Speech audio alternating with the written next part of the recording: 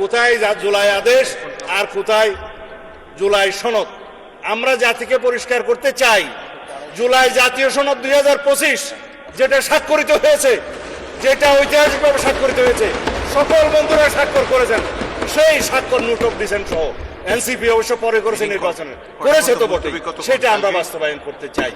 যেটা বলছে যে জুলাই আদেশ ইট ইজ নো অর্ডার, এটা লেজিসলেটিভ ফ্রড, এটা কালারেবল লেজিসলেশন, এটা ফ্রড অন দি কনস্টিটিউশন, সেটা কোনো অর্ডার নাই।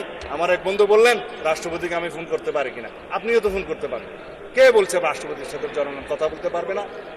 এটা তো এমন বিষয় না যে রাষ্ট্রপতির সাথে আমরা কথা বলতে পারবো না, দেশেরই তো রাষ্ট্রপতি। আপনারা তো তার কাছেই শপথ নিয়েছেন এক সময়, কেউ কেউ উপদেষ্টা হিসাবে। আমরা মাননীয় স্পিকার এখানে সংবিধান মেনে এসছি।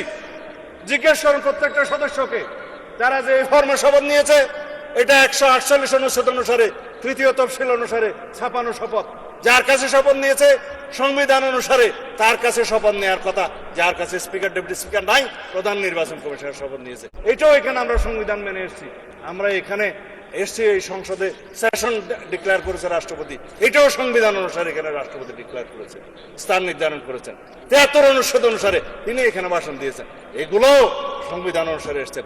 আমরা যে রাষ্ট্রপতির ভাষণের উপরে আজকে আলোচনা করছি, এইটাও তো সংবিধান মেনে আলোচনা করছি মাননীয় স্পিকার। সবকিছুতেই আমরা সংবিধান মানছি, আর এখন সংবিধান ভালো লাগে না, এই বক্তৃতা মাননীয় স্পিকার শুনতে চাই না। আমার সময় কি শেষে আরো আছে তো মাননীয় স্পিকার, 1 ঘন্টা 1 মিনিট 55 সেকেন্ড আছে। শুনলো কি আর না শুনলো কি আমি বলে যাই। তারপর মাননীয় স্পিকার, কথা হচ্ছে সংবিধান যেখানে যেখানে সুবিধা সেখানে সেখানে মানলাম।